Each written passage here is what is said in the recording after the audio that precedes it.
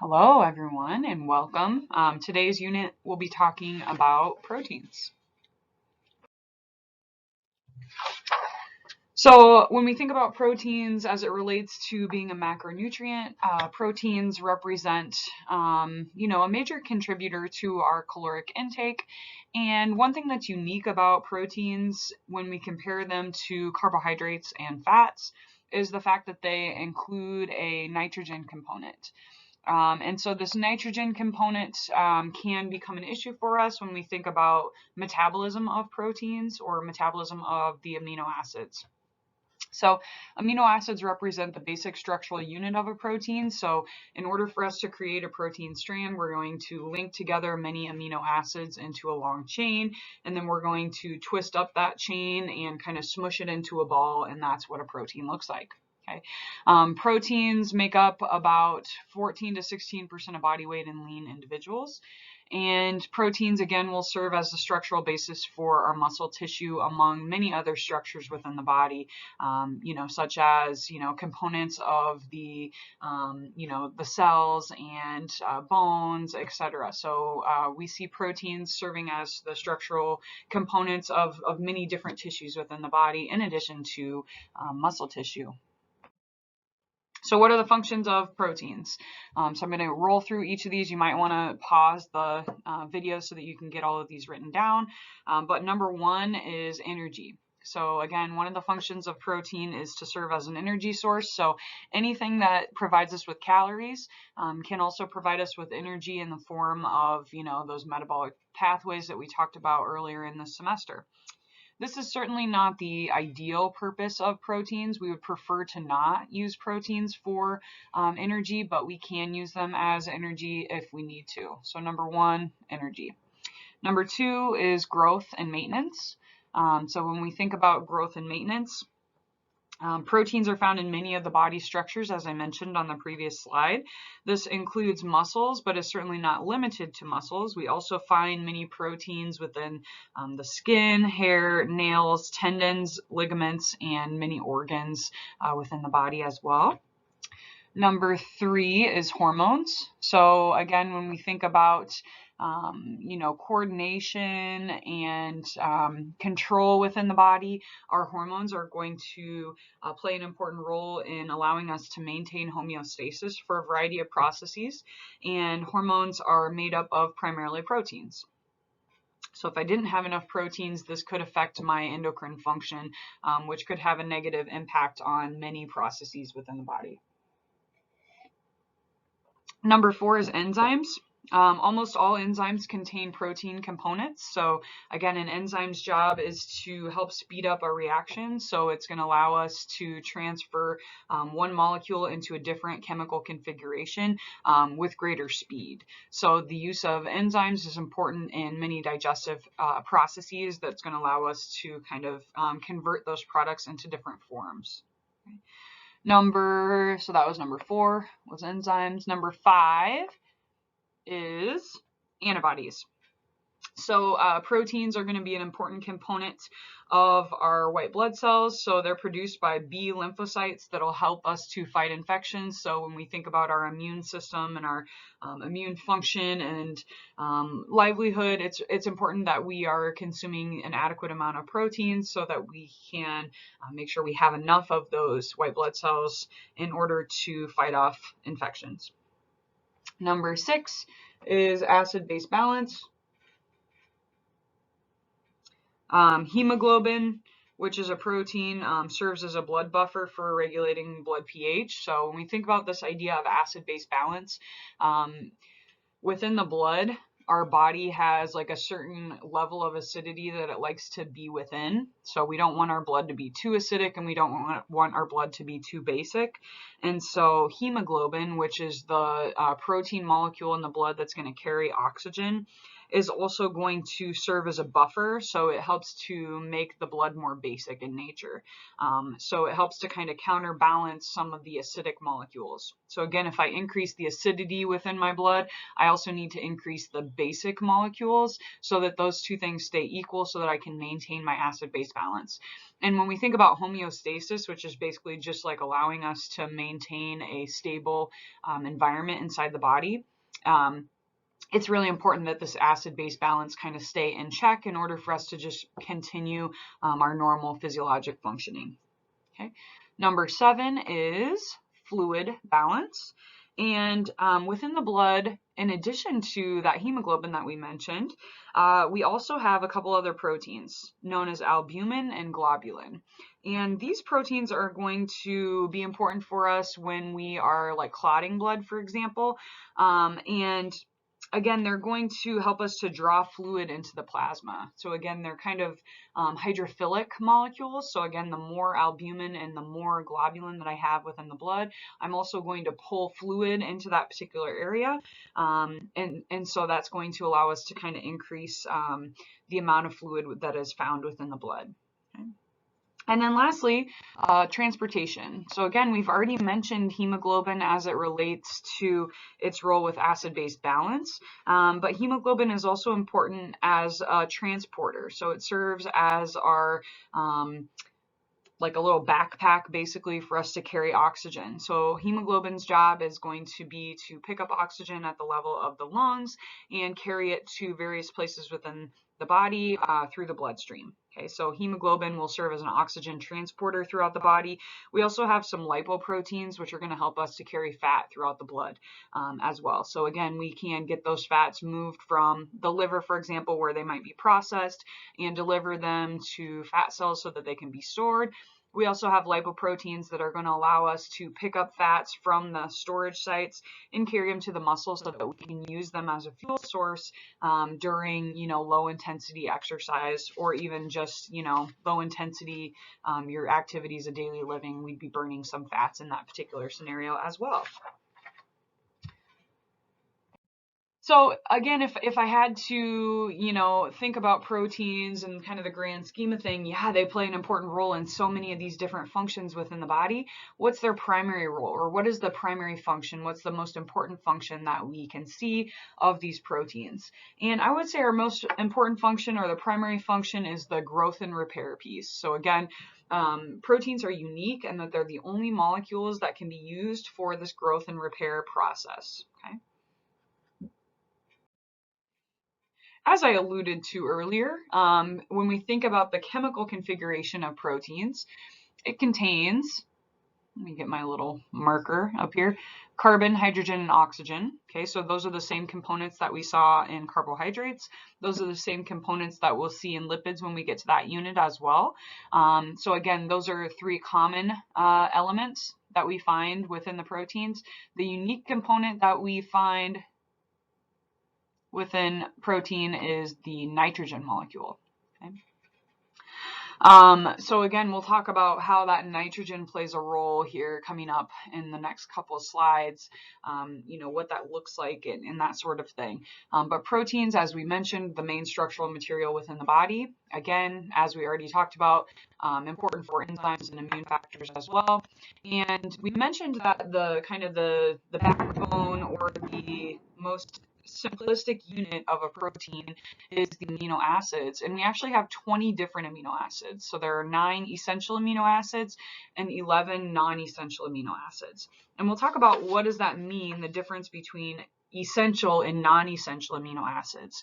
So our essential amino acids are amino acids that we have to get in our diet. Okay, and non-essential amino acids are molecules that we can take something and convert it into those molecules, if that makes sense. So the essential amino acids, again, we have to get those from our diet because we can't make them endogenously. We cannot make them within our own bodies. However, those non-essential amino acids can be produced endogenously, which means they can be produced within the body. Okay.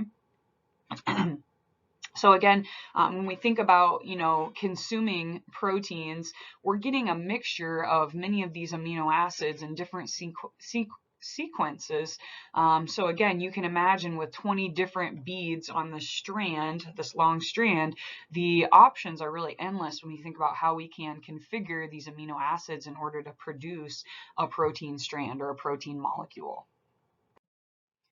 Okay, so here you can see 6 different amino acids. Again, this is nothing I'm going to test you on, but I wanted to simply show you the vast difference that we see with our amino acids as it relates to their chemical structures. Okay, so again, when we looked at some of those simple carbohydrates, when we looked at those monosaccharides, for example, the molecules from a structural standpoint were very, very similar in nature.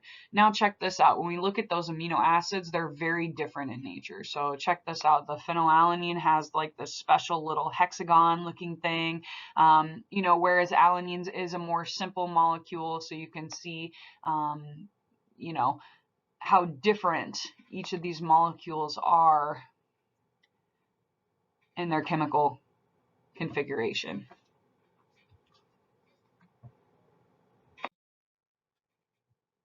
So as we mentioned, there are 20 different amino acids. Some are essential, some are non-essential.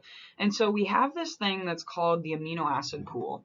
And the amino acid pool consists of these kind of like free-floating little amino acids that can be found in the blood, that can be found in the liver. And then we are also using those amino acids to produce or build muscle. Okay, so we find these amino acids in all 3 locations: blood, skeletal muscle, and liver. Okay, so if an amino acid level, so again, imagine that I have all 20 of them in all 3 of these locations. So if amino acid levels fall low in one compartment, amino acids from other compartments can be mobilized in order to correct the balance.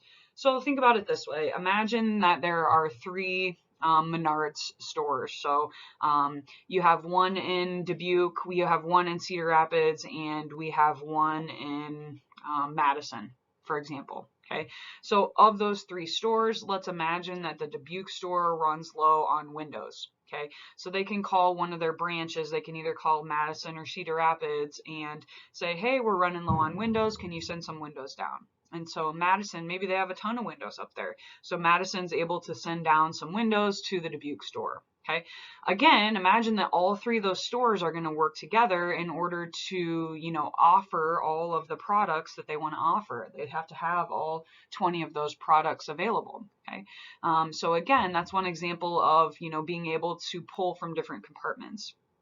Now, one issue with this that is important for us to note is that when we think about the skeletal muscle, right, in order for me to pull those windows out of the skeletal muscle, I have to actually break down the muscle mass that I have. So it's not ideal that I'm pulling things from the skeletal muscle because that's going to result in a little bit of muscle wasting. Okay, so essentially what I'm saying is if that compartment, if one of the compartments becomes low, I have to break down muscle in order to get the appropriate proportion of amino acids in all 3 locations. So that's not good. We don't want to do that. What's the amino acid pool used for?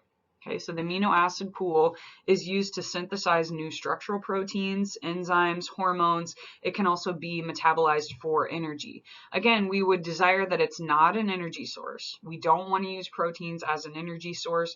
We would prefer to use carbohydrates first and foremost.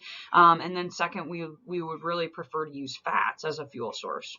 Okay, so again, proteins are the most challenging for us to break down. So that's one thing to keep in mind. And again, if I am metabolizing some of these proteins for fuel, that is likely meaning that I am breaking down muscle mass in order to do so. And again, that's not really something that we want to do. It's especially not something that we want to do in sport, because that means if we decrease muscle mass, we decrease power, which means we decrease speed. And I think power and speed are things that we desire in pretty much every sport. So again, we want to kind of avoid that. Okay.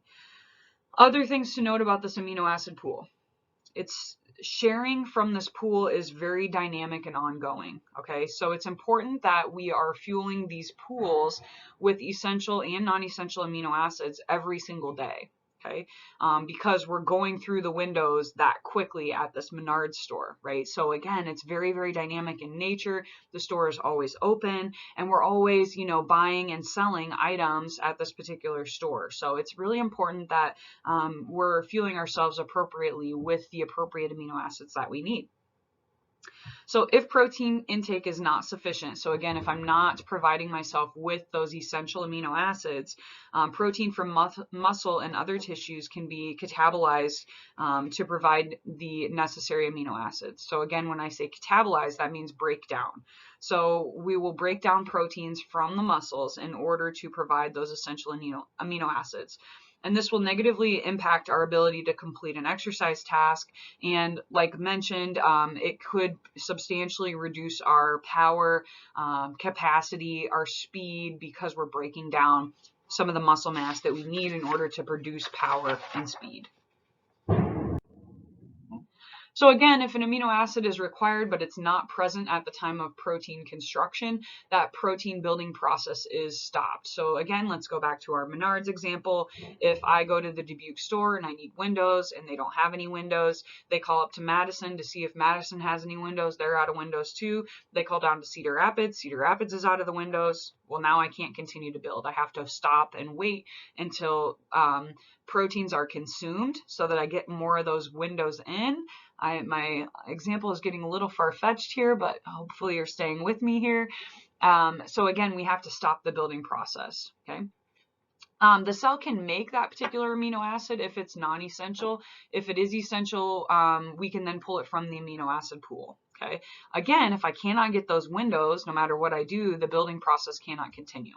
Okay, so again, imagine that those windows were essential. I couldn't create windows out of something else. I have to get them from Menards in this particular example. So those are essential amino acids. So the building process is just going to stop until I can get more of those in. Okay, so now you're probably going to laugh at my my low level of knowledge when it comes to construction. But imagine that I needed some sort of wood for something that I'm building. And I go to Menards and I want to get maybe like some short boards or something like that. And they don't have any of those short boards. They call up to Madison, they don't have the short boards. They call down to Cedar Rapids and they don't have the short boards. However, Dubuque does have 2x4s. And so with those 2x4s, I can cut them and make them into these short boards that I need. Okay, so this example of the 2x4 and the short board are non-essential amino acids. So I can take something that I have, such as those 2x4s, and make it into something that I need, which is shorter boards. Okay, so again, that's one example, hopefully a very basic example of what this might look like if we were actually building something in comparison to, you know, what that means as it relates to the amino acid pool. Okay. Again, this just kind of shows the dynamics associated with, you know, supply and demand. Okay. So again, here you can see gut. So we're looking at what we are consuming. So again, I had a hamburger for lunch, for example. Okay. So I'm going to digest that hamburger, and through that digestive process, I'm going to move those amino acids. Oops, sorry. I'm going to move those amino acids into this amino acid pool. And now what happens with those amino acids? So again, I can move them into the tissue, okay, where they can be stored. They can be used to build. I can use them for oxidation of, gosh darn it, of energy. So again, they can be used for some of those metabolic pathways that we talked about. Over here, we can also use them to build different items such as enzymes, hormones, etc. We're going to lose some of the components or some of the waste products both in our sweat and in our urine when we go to break down those amino acids. And then, you know, as we mentioned, some of the waste will be eliminated from the digestive pathway as well. Okay, so again, keep in mind the dynamics associated with this amino acid pool that we talked about.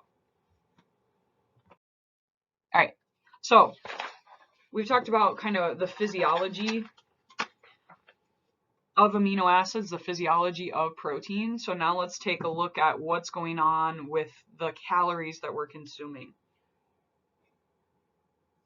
So average RDA protein intake recommendation, 0.8 grams per kilogram of body weight. Okay, so again, if I weighed 100 and I'm just trying to estimate here, 130 pounds, for example, that'd be like about 60 kilograms. So 60 times 0.8, I'm going to do the math so I don't mess this up. So 60 times 0.8 is about 48 grams of protein per day. Okay, so again, that's really not a lot of protein. So 48 grams, we multiply that by 4 calories per gram, that's 192 calories of protein each day. That is not hard to get. That is very easy to get. Okay, so that's really not a lot of protein for just your average person. Now, when we think about athletes, certainly they're going to need to consume significantly more than that, and we'll talk about what that means here coming up in the next slides. Okay, so we can consume incomplete proteins, complete proteins, or complementary proteins. Okay, so the incomplete proteins are not containing all of the essential amino acids. So incomplete proteins are missing at least one of the essential amino acids. Complete proteins contain all of the essential amino acids. Okay, and then complementary proteins are two proteins when consumed together will become a complete protein. So complementary proteins are two items that are incomplete. When you eat them together, they meet all the complete protein guidelines. Okay, so when they're consumed together, they contain all of the essential amino acids. Okay. Okay, so this recommendation for the average person, again, I calculated this out based on genders because I just gave you an example of a 130-pound person. For men, it's about 95 grams per day, which is about 380 calories. And for women, that's approximately 65 grams per day or 260 calories. So again, not much. That's pretty easy to do when we think about, total calorie intake in the grand scheme of things. That's pretty easy to do. This is just something that I thought was interesting, not a scholarly source by any means, but just kind of shows you some of those complementary proteins that we just talked about that could be used if you're working with, for example, a vegetarian athlete. And we've got a unit coming up, I think it's the next week, where we talk about vegan and vegetarian diets for our athletes. That's a super common question that I get.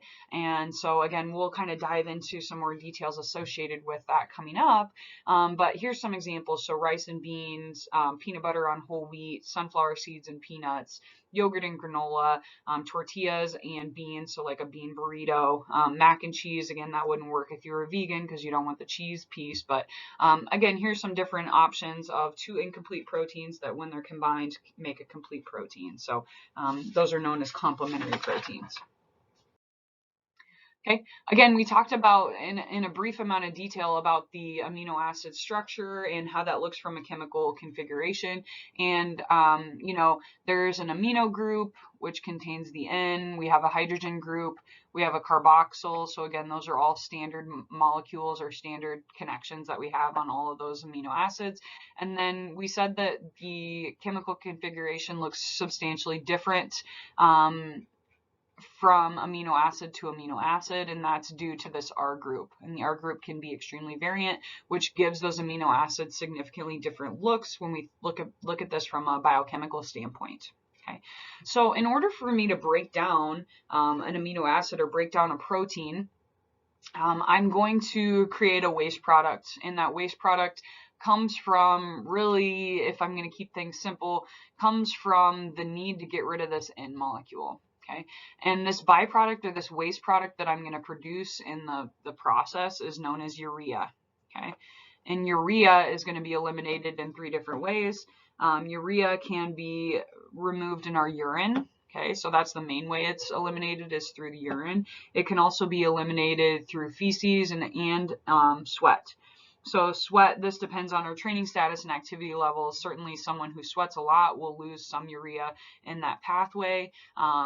If somebody isn't working out, so they're not sweating much, then sweat isn't going to be a huge factor as it relates to urea elimination.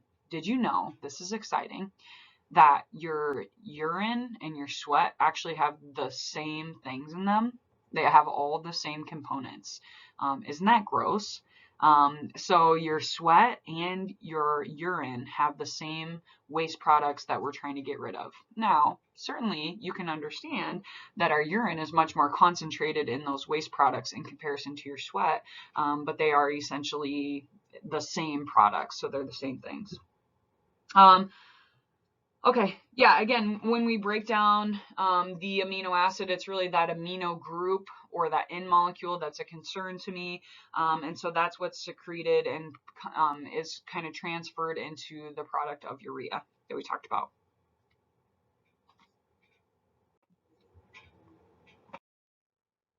Okay, so again, just a brief introduction about vegetarians and vegans, and again, we'll get into this in a little more detail in the next unit, but what are some reasons why individuals become vegetarian?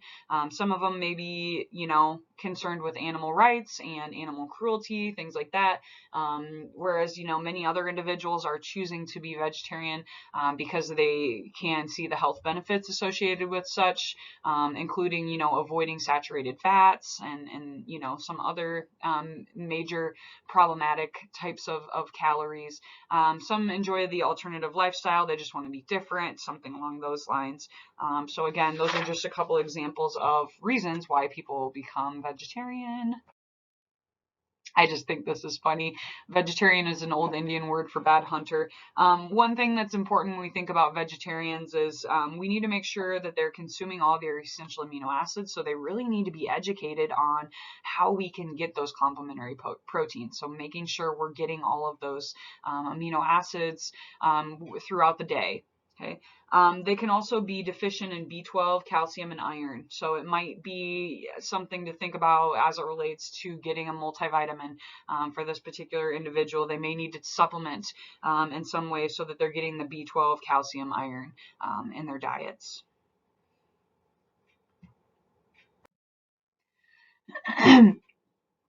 So when we think about, vegetarian diets, again, is it possible that I can meet my dietary needs without consuming meats or animal products? Yeah, absolutely. Plant sources meet nutritional needs for protein provided that there's a sufficient variety in the foods that they're consuming. So again, you can't just instead of getting a grilled chicken sandwich, you can't just get a plate of French fries and think that you're healthier because that's not really going to work. But if we are vegetarian and we are consuming, a variety of foods, it is possible that they can be getting all of those amino acids. But really the key is they've got to be educated. So again, if you're working with high school kids and they just decide oh yeah, I'm going to be vegetarian because I want to be healthier, so-and-so athlete is, and then I look up to that athlete or whatever, that's great and everything, but we've really got to make sure they know what they're getting into and they know what they're doing, or their physiological function, their likelihood that they're going to become anemic. There's a lot of potential issues that they need to be aware of in order to do so and do it correctly.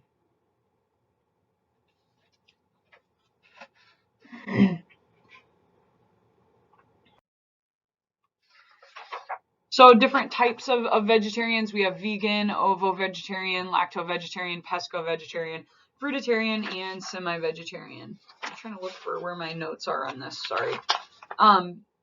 So again, a vegan is somebody that is only consuming plants. So again, a vegan would not consume, they wouldn't have eggs, they wouldn't have cheese or dairy products, and certainly no meat or fish. Okay, so vegan, they're just going to consume fruits and vegetables, basically. Okay, so it's all plant-based. Ovo-vegetarian, lacto-vegetarian. So ovo-vegetarian is going to consume plant products, but they're also going to consume eggs. And eggs do contain all essential amino acids, so that's good.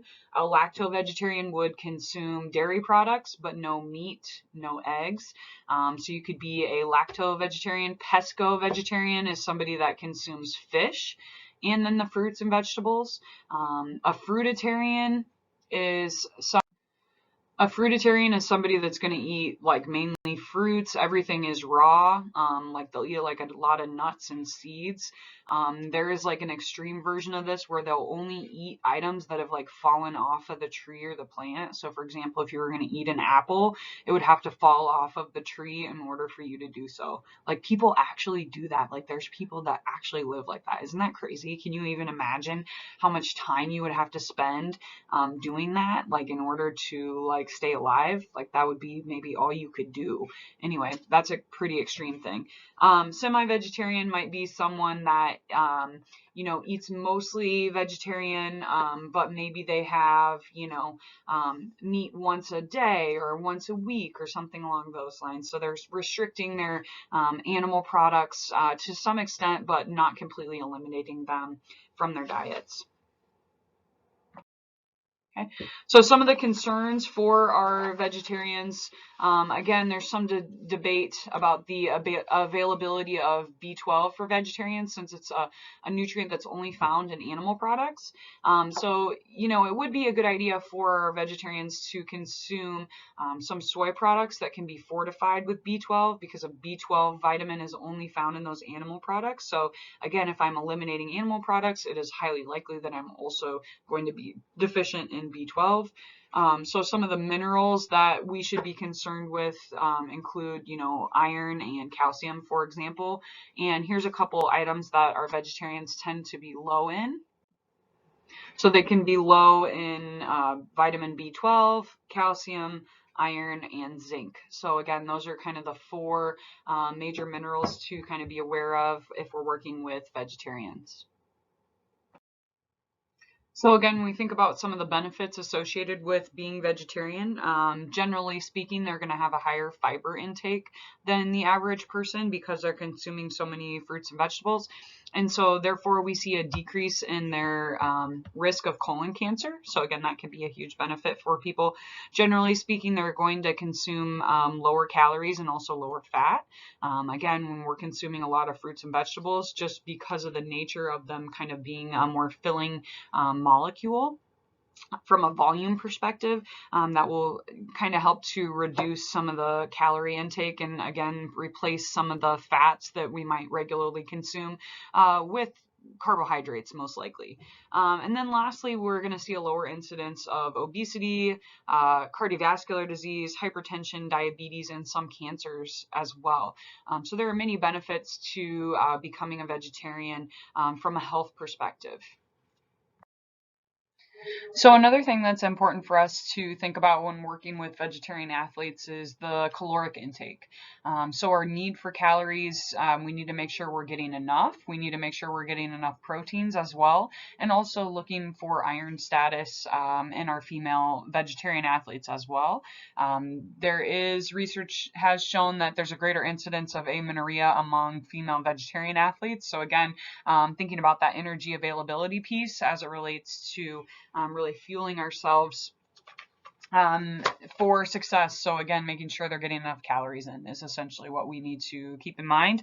Also, one other thing to note with vegetarian athletes, and again, our next unit we'll talk in more detail about some specifics with our vegetarian athletes, is watching our fiber intake in the 1 to 2 days leading up to competition. So again, we want to kind of really watch that as we lead into competition. We don't want our athletes to feel too heavy or bloated or anything else like that, and sometimes a high fiber diet can do that. So because when we look at the difference between our animal and plant proteins, it's important that if we're only consuming plant proteins, that we increase our recommendation of proteins consumed each day from 0.8 grams per kilogram per day to 1.3 to 1.8 grams per kilogram per day. So essentially we want to take, the average recommendation for proteins and add 10% on if we're just consuming plant products. Because we're not able to digest and absorb those quite as efficiently as we might with animal products. So if we kind of bump that up a little bit, That would be helpful because the bioavailability and absorption rate of plant proteins is slightly lower than that in animal proteins. And bioavailability is basically the extent to which we can digest, absorb, and utilize a particular nutrient. So if something has 100% bioavailability, that means that we can digest, absorb, and utilize 100% of it. Okay. Nothing is really 100%, but for a lot of animal products, for example, we're about 80% bioavailability of the iron in those products, whereas in plant products it's a little lower, maybe more like 40% or so bioavailability of the iron in those particular types of foods. So again, kind of keep that in mind, and we want to kind of bump up our protein recommendations for vegetarian athletes or vegetarians in general. Okay, so now let's take a look at the relationship between proteins and exercise. So as we know, carbohydrates and fats are going to be our primary sources of energy during exercise. And, if we're doing anything with high intensity, we know that carbohydrates are going to be our primary source, and fats will be utilized for kind of long duration and lower intensity types of exercise. It's believed that proteins are going to contribute a little bit, between 3 to 15% of our total energy need for 60 minutes of endurance exercise, but this can be increased if we're doing prolonged exercise. So, up to 20% during the later stages of any type of prolonged exercise. We will use protein as our fuel source when we start to deplete our carbohydrate stores. So when we think about prolonged exercise, again, I would say it's got to be greater than 60 minutes in order for us to start, having substantial depletion of those carbohydrate stores, and therefore, need to rely on proteins in a little bit more, detail. So protein use during exercise is dependent on 3 factors. Number 1 is the intensity of the exercise. Number 2 would be the duration of the exercise. And number 3, and probably most important, is the availability of other fuels. Okay. So again, as the intensity rises, we hope to rely more on carbohydrates. As the duration increases, then we would expect that our utilization of proteins would increase slightly. And again, when we think about the availability of other fuels, it's important for us to understand that if we're not fueling ourselves appropriately with carbohydrates, for example, it is likely that we rely more on proteins as our fuel option in that particular scenario.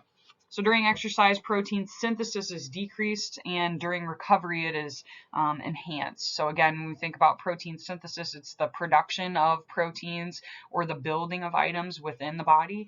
And so during exercise, all I want to do is really focus on the task at hand. So I want to focus on providing the appropriate amount of energy for whatever task I'm asked to do. And then after exercise, I'm going to enhance protein synthesis, which means that I'm able to rebuild and recover, whatever damage I might have induced during that exercise bout. Okay. So, we think about proteins and exercise, what's going on from an aerobic standpoint. So aerobic exercise causes the synthesis of mitochondrial and oxidative enzymes. So let's kind of debunk these terms here. So mitochondrial and oxidative enzymes. So when I do a regular aerobic training bout, so let's say I'm going to go for a 60-minute bike ride or something like that. Okay. At the end of the bike ride, again, maybe I don't feel super sore, and a lot of people think that, endurance athletes don't need as much protein because they're not breaking down muscle, which is maybe some truth to that. Okay, so endurance athletes maybe aren't breaking down muscle the same way somebody would in the weight room. However, we're going to need proteins for some other reasons. So we're going to synthesize new mitochondria. So again, the mitochondria are the location for the Krebs cycle and the electron transport chain. And so, if I have more of those mitochondria, I can do more aerobic work. So the synthesis of more mitochondria is a chronic adaptation made to regular endurance training. Okay. Oxidative enzymes, again, we know enzymes are important for the transition of molecules from one form to another. So the more oxidative enzymes I have, think of them as like workers in the factory. The more workers I have in my factory, the more work I can get done. Okay. Weight training will cause synthesis of contractile muscle proteins. So again, as I do, strength training, in particular the eccentric contraction, so like the lengthening of the muscles, as we do those types of movements, this is going to cause or induce muscle damage. And so therefore we need to synthesize the contractile units within the muscle. So we want to kind of rebuild those, whether it is, back to their original form, but more likely we want to build them back stronger. So we gain a little bit of strength with that resynthesis process following a weight training bout. Okay. Again, when do these things occur following exercise? So this occurs about 24 to 48 hours after an exercise bout. This is why recovery is so important. Okay, so protein intake during the metabolic window is super beneficial for both of these processes. So again, if I'm doing aerobic exercise or if I'm doing resistance training, it seems as though intaking protein during that metabolic window will enhance my ability to recover. Okay, so takeaway from this slide, protein is important not just for strength trained athletes who are interested in like gaining size, but also important for really any athletes or anyone who is inducing some stress on their bodies. Okay, so when we think about some of the factors affecting protein requirements of the athlete, number one, we want to think about total energy intake. So again, protein should include or account for about 12 to 15% of their total calories consumed. Number two is exercise intensity. So again, understanding, what exercise intensity this person is regularly working at. Number three, exercise duration.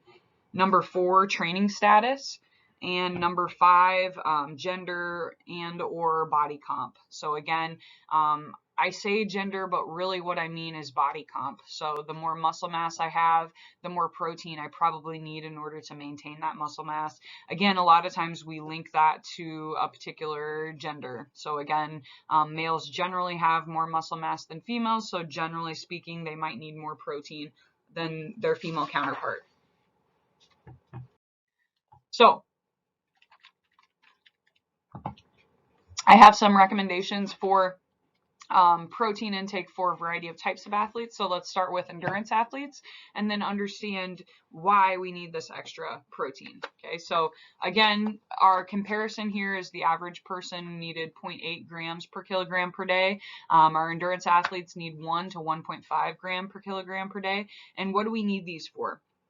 Okay, so our athletes are going to need more proteins to cover the increased need to oxidize amino acids during exercise. So again, if I'm doing prolonged exercise, again, especially towards the end of that prolonged exercise, we know that we're using some proteins as a fuel source. So we want to be able to kind of cover those needs after a prolonged exercise bout.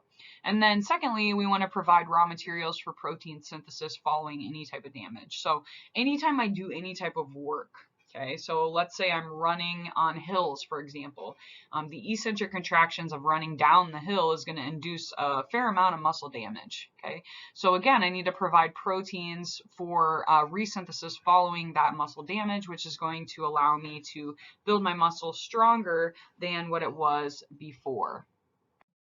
One issue to kind of keep in mind when we're working with endurance athletes is an issue known as sports anemia. And it's believed that during the initial 1 to 2 months of a training program, individuals should consume extra protein to prevent this particular issue. Okay.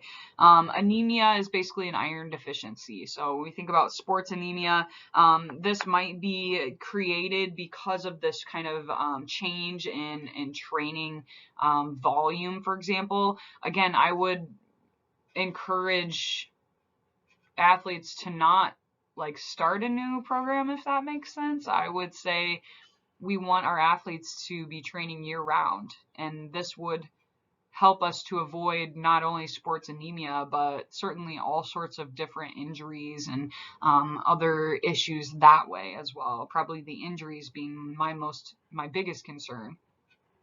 But let's say you've got a high school athlete who has decided they're going to go out for I don't know, it's, I guess, cross country, because we're talking about endurance sports here. And so again, they start their training program, maybe they start in August. So those first couple months, they need to really boost their protein intake. New endurance athletes, they should consume 1.5 to 2 grams per kilogram in those first couple months. And the reason that this is important is one of those adaptations that we make as endurance athletes is we're able to produce more hemoglobin. We're also going to gain more fluid within the blood. And so if I'm not consuming an adequate amount of iron within my diet, I'm not able to kind of meet those demands. Okay, so the extra protein can be needed in order to increase hemoglobin levels in our new endurance athletes. So what about intermittent sports like soccer, basketball, hockey? So again, we think about intermittent high intensity activities. Little work has been done to establish appropriate recommendations for this particular type of person. And the reason for that is it's different for each of those athletes, right? It's so difficult for us to standardize the toll of one basketball game because it could be different for two different players in the same game. And then it can certainly be different game to game, right? So it's very difficult for us to kind of standardize that. So not a whole lot of work has been done on that particular type of sport just because of the complexity of understanding metabolic demand in those particular sports. However, our current recommendation for these athletes are 1.4 to 1.7 grams per kilogram. So again, just, slightly higher than what we would see for our endurance athletes, but not as high as what we will see in our strength training athletes. So strength training athletes, some strength training athletes consume up to 4 to 6.2 grams per kilogram per day. Again, that is a lot. That is way more than what we actually need. And I'll give you the actual guidelines on the next slide. But again, my point here is that we have a lot of strength trained athletes that are way over consuming protein. And I'm okay with that because I'd rather them overconsume proteins than overconsume fats, particularly, like saturated fats. I would rather them overconsume proteins than, Pop-Tarts or, some simple sugars, things like that. So those things are okay, but they don't need those. They don't need that much in order to gain muscle mass or to even maintain muscle mass. Okay. What do strength trained athletes need more protein for in comparison to that of the average person? Again, they need to cover the cost of oxidized amino acids used during the exercise bout and then also provide the raw materials needed for protein synthesis following damage induced. So again, any single exercise bout in the weight room, for example, will induce muscle damage. And so we need those proteins in order to build the muscle back at least to that same level of strength, but preferably to a higher level of strength following that exercise bout. Okay, so what do I actually need? So in order to maintain muscle mass, I only need 1 to 2 grams per kilogram per day. Okay, so again, that's not a lot. That's in the middle range of what we saw for those endurance athletes. So again, gosh, our strength trained athletes don't really need much more than what our endurance athletes do. In order to increase muscle mass, we need between 1.5 and 2.5 grams per day. Okay? So again, my thought process here is it's a common misconception, especially to younger athletes, that they need like a shit ton of protein. In reality, they don't, right? They don't need as much as probably what they think they need. But that's okay. We'd rather them take protein in as long as it's a healthy form as opposed to French fries, right? So again, we got to pick our battles that way. But help them to understand that yes, you need protein and we want to have quality sources, but you don't need to have a protein shake every day, right? So this is something that is interesting to me, again, especially as someone that works with high school boys. It's very clear that simply taking protein supplements or consuming high intakes of meat doesn't increase muscle mass. Again, that is a common misconception when working with younger athletes. Like, oh yeah, I worked out and now I'm going to drink this 500 calorie protein shake and now I'm going to get huge, right? No, it doesn't work that way, right? Like just by consuming a bunch of protein, you're not just going to automatically get um, huge muscles. You might get huge, you might gain some weight, but maybe not the weight that you want to gain. So again, I think it's really important to educate our younger athletes in particular that they don't need all that. They don't need those supplements, especially if we're concerned about, you know, maintaining a particular body weight. They don't need a protein shake, right? They don't need, you know, some of those drinks and some of those shakes are like, you know, 500, 600 calories or something along those lines. Like they don't need that in addition to just eating a healthy meal after their workout. So I think that is important for us to understand. So again, just eating a bunch of protein doesn't make you get bigger muscles. In contrast, there is good evidence to support that increased protein intake in addition to a sound resistance training plan will lead to an increase in lean body mass. So takeaway here, you got to do the work. You got to put the work in the weight room. You need to know what you're doing. You need to have a sound program, and, you know, make sure you're consuming the adequate amount of protein in order for it to work, right? In order for this to make any sense. Dinking around in the weight room and then chugging, you know, a 600 calorie shake when you only burnt 100 calories in the weight room isn't really going to help you to increase your muscle mass. So I think, you know, really helping our younger athletes to understand that is important. So again, we think about protein as it relates to this recovery process. Resistance trained exercise leads to muscle protein breakdown in the targeted muscles. Again, one thing that's important to note here is the targeted muscles. So again, we're only going to see protein breakdown in the muscles that I've actually activated and utilized. So it's very specific. You don't just get a whole body effect. It's very specific to the targeted muscles. Okay. Although we have seen some interesting things I'm getting a little off topic here. We have seen some interesting things in the current literature as it relates to recovery, like following an ACL tear or something along those lines, that like by activating the left side, like, so let's say I tore my right ACL. If I do a bunch of strength training on my left side, I will have a small amount of crossover, about 5% gain in strength on my right side, just through the activation of my left side. So anyway, I know I'm off topic, but I just think that's kind of cool when we think about rehab and things like that. Anyway, anabolic activity is going to occur during the 24 and 48 hours post exercise. So when we say anabolic activity, we mean that recovery to build process. Okay, so anabolic means to build up, and this is going to be due to a greater synthesis of amino acids.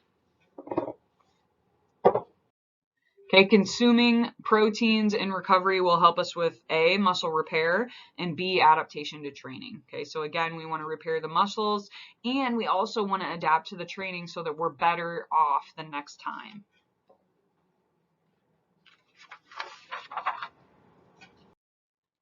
So when we think about protein supplements, again, some of our research is showing that protein carbohydrate beverage is most effective if we take it prior to the exercise in comparison to immediately after the exercise, and this is known as preloading. So there are some researchers that have supported this idea of preloading. So again, I have kind of this shake or something along those lines that's got protein and carbs. If I take it before the exercise bout, that might help me to recover faster immediately after the exercise. However, the thing we've got to be careful with now is, how does that sit in your stomach? Like, does that feel okay to you? Or, you know, are you kind of a little bit finicky with what you consume immediately before exercise? Again, if I'm going to do something like with high intensity, I don't know if I'm going to be drinking a protein shake before I start exercising. I don't know how well that's going to sit. So again, those are things to certainly keep in mind. So again, thinking about recovery, carbohydrates consumed during recovery will also have a positive impact on muscle repair. And this has to do with the relationship between those carbohydrates and insulin. So insulin is released when I consume and get sugars into my bloodstream. And so insulin is going to help those sugars be taken into the cells. They also have a positive impact on protein synthesis. So they are able to upregulate some of the pathways associated with protein synthesis. So our optimal recovery meal should include protein and carbohydrates. We believe that there's a 3-to-1 ratio as it relates to the quantity of protein and carbs consumed. So again, optimal meals including proteins and carbs.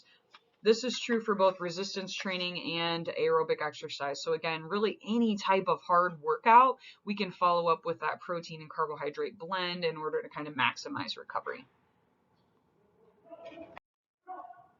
Okay.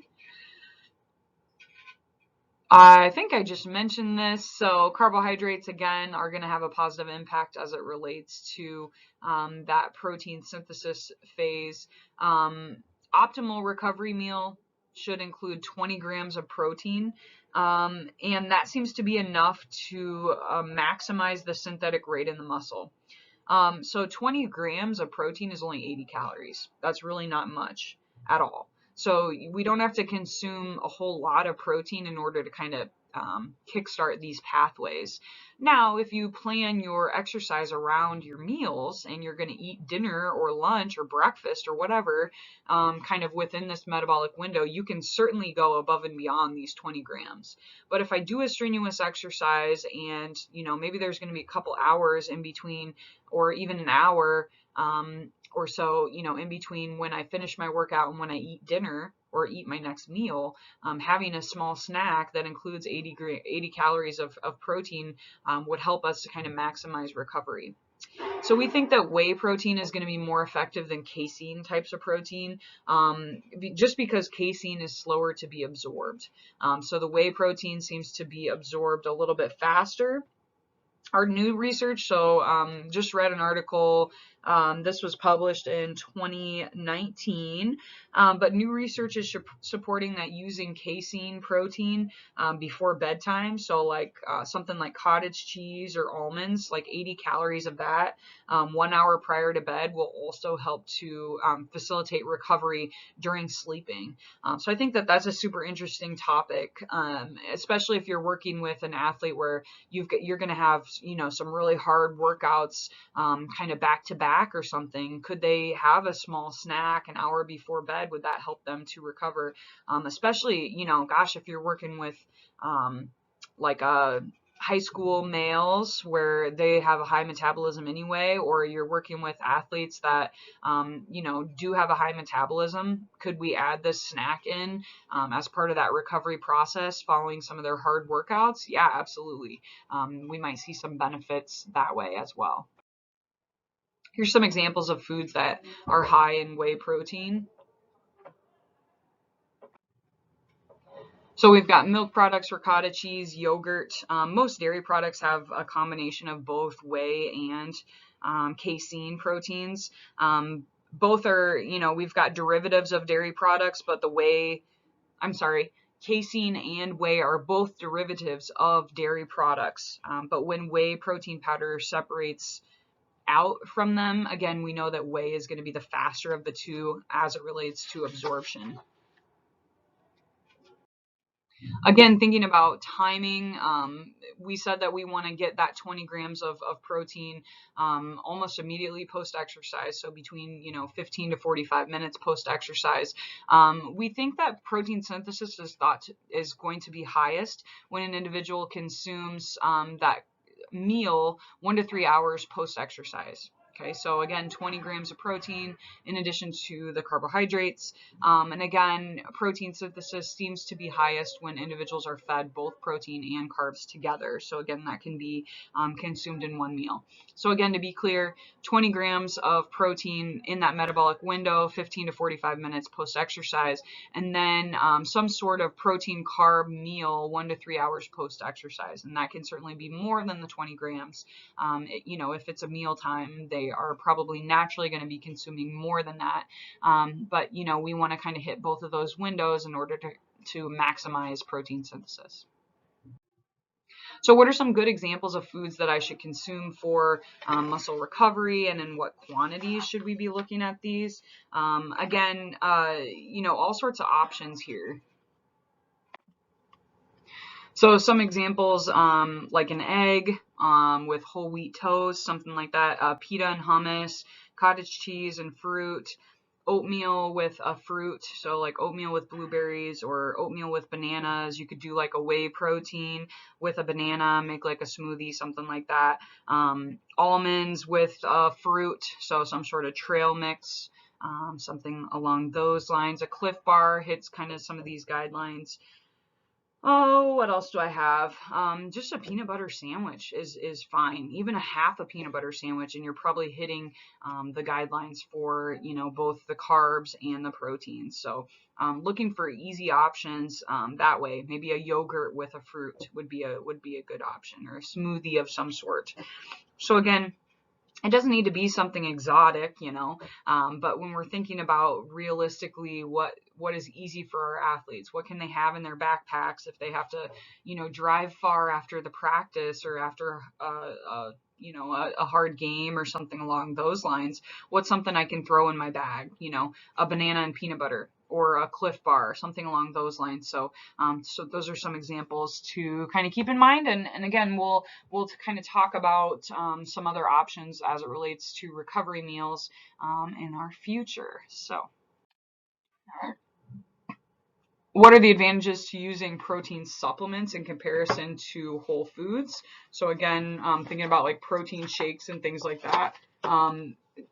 Advantages. So again, this will ensure that we're consuming the adequate amount of protein if we kind of have like a shitty diet, right? Or if our diet is inadequate. It will allow us to replace fat-laden dietary protein sources. So again, you know, if normally I would have had a hamburger, which has got a bunch of saturated fat in it, if I choose like a protein shake instead, that's probably going to remove the saturated fat. It's convenient. They're easy to store. So again, I could have a protein shake in my bag and you know, take that to the gym or whatever. I could have the powder and mix a shake, you know, after I'm done with my workout. So convenient that way. Long shelf life and stability. Again, if you're working with college students and they don't get to go to the grocery store very often, maybe they live in a dorm or something like that, you know, they can keep this in their dorm room and it keeps well. Okay. Additional source of energy. So again, maybe you've got athletes that struggle getting enough calories, so they struggle keeping weight on, something along those lines. This is a nice kind of add-in, so you can add a protein shake in the afternoon or something along those lines to grab a little extra calories. Most of these protein shakes have additional nutrients that will enhance the food value of the supplement. So again, you know, they're going to contain some vitamins and minerals and things like that. So that can certainly be an advantage for the individual. Comparable cost-wise, are these protein shakes going to be cheaper than like getting a ribeye steak at like Texas Roadhouse? Yes. So when we think about cost, it could be more expensive or it could not. It depends on the quality of proteins that you're consuming otherwise besides of the protein shake. Kind of takeaway, I get asked this a lot, do athletes need protein shakes if I'm interested in gaining weight or something along those lines? Proteins need additional amounts of Athletes need additional amounts of protein above and beyond kind of those standard amounts, but they don't necessarily need a protein shake. It's really up to the athlete in terms of how they want to spend their calories, right? So again, I think it's important that our athletes kind of assess where they are and think about where they want to go and get this on paper, and let's figure out, would it be beneficial for them to add a protein shake into their diet or not. So again, really thinking about this from a more holistic view, I think, is important. Yeah, so yes, athletes need more protein compared to the average untrained person. However, before adding a supplement, we got to think about, where are you at now and where do you want to go? And, would it be feasible? Does it make sense for you to kind of add this in? So as we mentioned, a lot of strength trained athletes are consuming way more protein than what is recommended. And so some of the issues associated with this, if I'm consuming these animal products, again, hamburgers, steak, sausage, all of those like delicious items are going to also contain saturated fats. They're also going to contain cholesterol. So we've got to be aware of those kind of add-ons when we're thinking about the benefit of high protein. Okay. If I'm consuming, lean chicken breasts and turkey and low-fat cottage cheese, then I'm probably avoiding most of those fats and cholesterol. So it's not as much of an issue that way. So again, we've got to think about the quality of proteins that we're consuming. We think about high protein intake. The other concern is understanding dehydration. So protein breakdown produces urea, which we talked about briefly in this unit. And so this is going to, in order for us to get rid of the urea, we also get rid of water. Okay, so water will be excreted with the urea. So for every 100 calories of protein metabolized, your body loses 350 grams of water. Okay, when we consume carbohydrates and fats, we are only getting rid of 50 grams. So again, 7 times more water loss when we are metabolizing protein. So again, if I'm consuming a high protein diet, hydration is super important for these people. 7 times more hydration in comparison to maybe the average person. So again, that's super important. Other concerns, besides the saturated fats and besides the cholesterol issues, high protein has also shown us to result in a net loss of calcium. So when we think about who's consuming these high protein diets, if I'm losing calcium, I might be putting my bones at risk for a low bone density, and that can be problematic. So again, got to be aware of that. Maybe I need to take a multivitamin in order to kind of cover my bases. Increased protein intake can also put an extra load on my kidneys. So the kidney's job is to filter the blood, and if I have a bunch of amino acids being filtered in the kidneys, that can become problematic for us. Doesn't seem to be a problem for the average person, so no issues with kidney health when looking at the average person, but can cause issues if I do have like renal cancer or any type of renal disease, things like that. So this can cause more kidney damage if I already had kidney damage, but for the average person, we are probably okay. I think that's it for today as it relates to proteins. I hope you guys have a great day, and I'll see you next time.